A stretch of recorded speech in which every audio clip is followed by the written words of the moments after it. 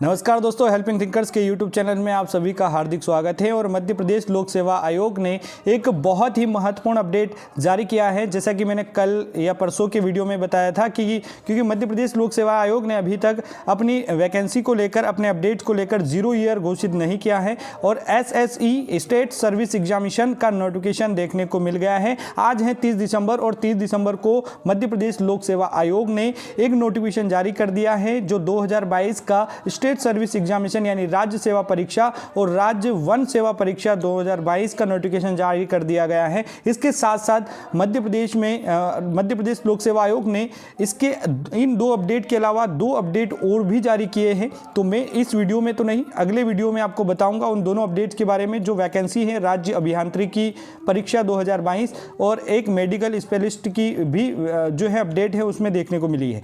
तो आइए आज के इस 2022 की वैकेंसी के बारे में सरासरी नगरों से सारी चीज़ें एक आसान भाषा में समझने का प्रयास करते हैं। देखिए, अपडेट आज का है 30 दिसंबर का है और आप जो है इसके आवेदन करने की जो अंतिम तारीख है वो 9 फरवरी तक आप आवेदन कर पाएंगे। इसके जो आवेदन स्टार्ट होंगे वो 10 जनवरी से स्टार्ट हो जाएंगे। 10 जनवरी से आप 9 फरवरी तक आवेदन कर सकते हैं। प्रवेश पत्र जो है आपको 14/5 से प्रवेश पत्र आपको मिल जाएंगे और इसकी जो प्रारंभिक परीक्षा है इसका नोटिफिकेशन पहले ही दे दिया गया था। 21 मई 2023 को इसकी एग्ज़ाम जो है वो होगी।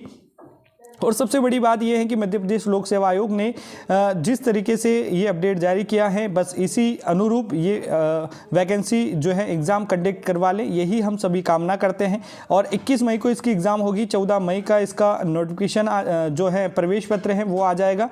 पेपर आपका 10 बजे से 12 बजे और दूसरा पेपर 2:15 से 4:15 के बीच में रहने वाला है। आइए आगे बात कर लेते हैं। यहाँ पर देखिए 30 दिसंबर का अपडेट है और इसमें जो प्रवेश आपके जो ऑनलाइन आवेदन है वो 10 जनवरी 2023 से दोपहर 12 बजे से लेकर 9 फरवरी 2023 तक दोपहर 12 बजे तक MP ऑनलाइन की या MPPSC की ऑफिशियल वेबसाइट से आप फॉर्म भर सकते हैं। फॉर्म जो है आप ऑनलाइन ही भर पाएंगे। ऑफलाइन प्रकार से किसी भी प्रकार से आपको जो है डाक द्वारा या किसी भी माध्यम से स्वीकार नहीं किए जाएंगे। तो फॉर्म जो है आपको ऑनलाइन ही भरना है। दूसरी बात कर लेते हैं कि आयु सीमा क्या होगी। तो 1 जनवरी 2023 को आपकी आयु की जनगणना होगी, मतलब आपकी जो गणना है वो 1 जनवरी 2023 को आप 21 वर्ष की आयु पूरी कर चुके हो, है ना। आयु की गणना हेतु जन्म मान्य तिथि 10वीं की जो मार्कशीट है उसी के आधार पर निर्धारित की जाएगी। ठीक है, शुल्क संबंधी निर्देश में ज़्यादा कुछ इंपॉर्टेंट है नहीं है। ठीक है, आगे बात कर लेते हैं त्रुटि सुधार। त्रुटि सुधार जो है, त्रुटि सुधार का जो समय है वो 16 जनवरी से लेकर 11 फरवरी तक, यानी आपकी एग्ज़ाम की लास्ट डेट 9 फरवरी के बाद भी आपको 2 दिन का जो समय है वो दिया जाएगा, 10 फरवरी और 11 फरवरी। सुधार के लिए आपको 50 रुपये का त्रुटि सुधार शुल्क देना होगा, उसके आधार पर आप त्रुटि सुधार कर सकते हैं। और मैं तो आपसे यही निवेदन करूंगा कि आप किसी भी प्रकार की कोई गलती ना करें, फॉर्म को थोड़ा सा समझकर भरें। उससे रिलेटेड भी मैं एक वीडियो बना दूंगा कि क्या क्या डॉक्यूमेंट्स आपको ले जाना है, कौन से डॉक्यूमेंट्स लगाना है, कौन सा नहीं लगाना है, वो सारी चीज़ें भी। बात कर लेते हैं पात्रता क्या रहने वाली है, शैक्षणिक अर्हता क्या है। शैक्षणिकता तो राज्य सेवा परीक्षा 2022 के लिए आपके पास स्नातक होना चाहिए, किसी भी डिग्री में हो, MA हो, MSc हो, BA हो, BSc हो, सारी चीज़ें कुछ भी हो, मतलब आपके पास कुल मिलाकर जो है स्नातक की डिग्री होनी चाहिए, यानी आपका जो ग्रेजुएशन है वो कंप्लीट होना चाहिए। अगर आप ग्रेजुएशन के लास्ट ईयर में भी हैं यानी लास्ट सेम चल रहा है आपका, तो भी आप इसके फॉर्म के लिए अप्लाई कर सकते हैं। बस शर्त है कि आपकी उम्र जो है 21 वर्ष पूरी हो चुकी हो 1 जनवरी 2023 तक। ठीक है, यहाँ पर रोजगार पंजीयन के बारे में भी यहाँ पर बताया गया है। तो रोजगार पंजीयन का विशेष तौर पर ध्यान रखिए। माननीय उच्च न्यायालय खंडपुर जबलपुर याचिका में अंतरिम आदेश दिनांक 8 मार्च 2022 के अनुपालन में अन्य प्रदेशों के अभ्यर्थियों को रोजगार पंजीयन से मुक्त रखा गया, यानी अदर स्टेट के कोई बच्चा है तो वो रोजगार पंजीयन के बिना भी फॉर्म को अप्लाई कर सकता है।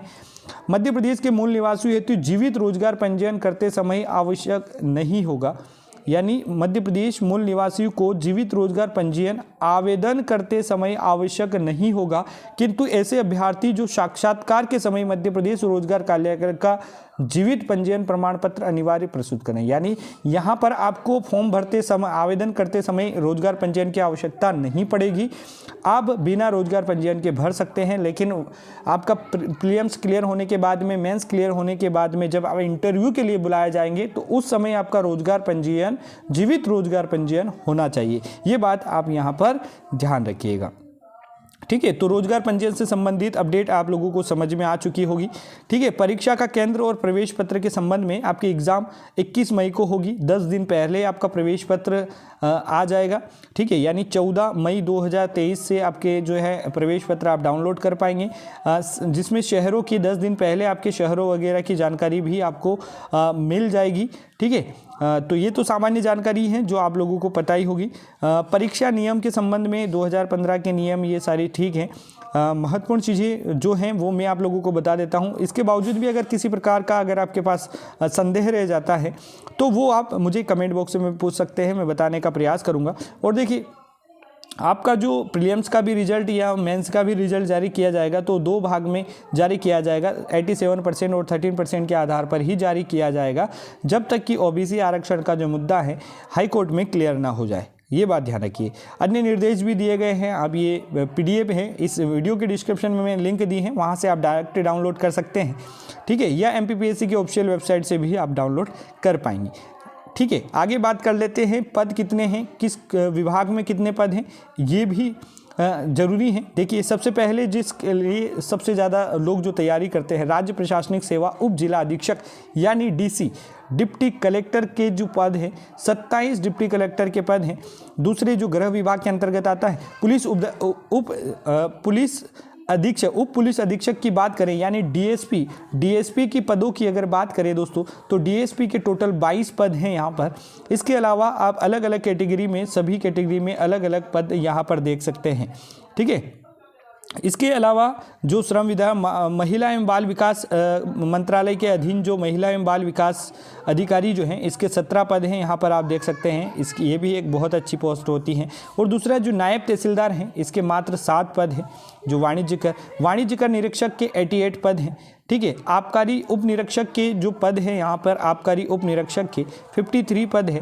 और इस प्रकार से टोटल पदों की अगर मैं बात करूं तो टोटल पदों, जैसे कि टोटल पदों की जो संख्या है वो 427 टोटल पद हैं।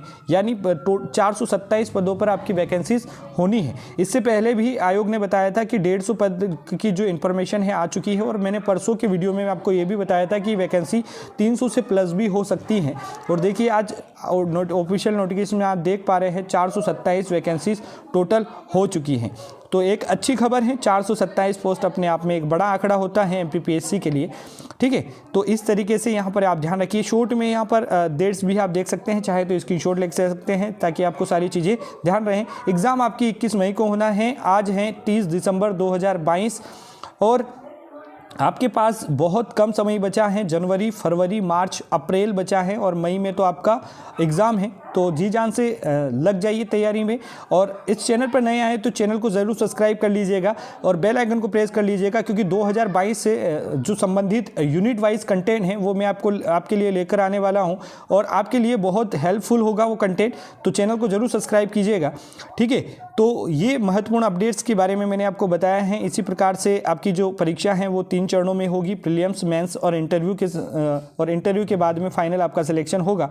ठीक है, तो ये सारी चीज़ें हैं। और इसके बारे में भी अगर किसी प्रकार का जो आपका संदेह रह जाता है तो कमेंट बॉक्स में बताएं, आपके हर संभव प्रश्न का जवाब देने का मैं प्रयास करूंगा। परीक्षा केंद्रों की अगर बात करें तो आपका जो जिस जिले से आप बिलोंग करते हैं वहीं आपका जो है परीक्षा केंद्र सेंटर जो है रहने वाला है। और भी बहुत सारी चीज़ें हैं। 16-17 नंबर का PDF है। आयु सीमा मैंने बता चुका हूँ, कम से कम 21 वर्ष की आयु आपकी पूरी हो चुकी हो। और अधिकतम आयु की अगर बात करें तो 40 वर्ष तक की आयु के विद्यार्थी जो हैं इस फॉर्म के लिए अप्लाई कर सकते हैं।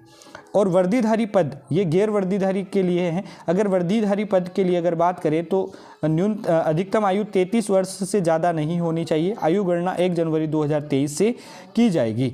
ये बातें आप ध्यान रखिए। और वर्दीधारी पदों के लिए जैसे आबकारी विभाग के अंतर्गत हो गया, जेल विभाग के अंतर्गत हो गया, परिवहन विभाग के अंतर्गत हो गया, तो पुरुषों की हाइट 168 होनी चाहिए, जबकि महिलाओं की 155 सेंटीमीटर होनी चाहिए। पुरुषों के लिए जो सीना जो है 84 नॉर्मल होना चाहिए, 84 सेंटीमीटर का, फुलाने पर 89 आपका होना चाहिए। तो ये सामान्य चीज़ें हैं, और भी बहुत सारी चीज़ें हैं। इसमें किसी प्रकार का संदेह है तो ज़रूर बताइएगा। चैनल पर नए हैं तो सब्सक्राइब कीजिएगा। मिलते हैं एक नए अपडेट के साथ, तब तक के लिए बने रहिए चैनल पर। धन्यवाद। जय हिंद, जय भारत।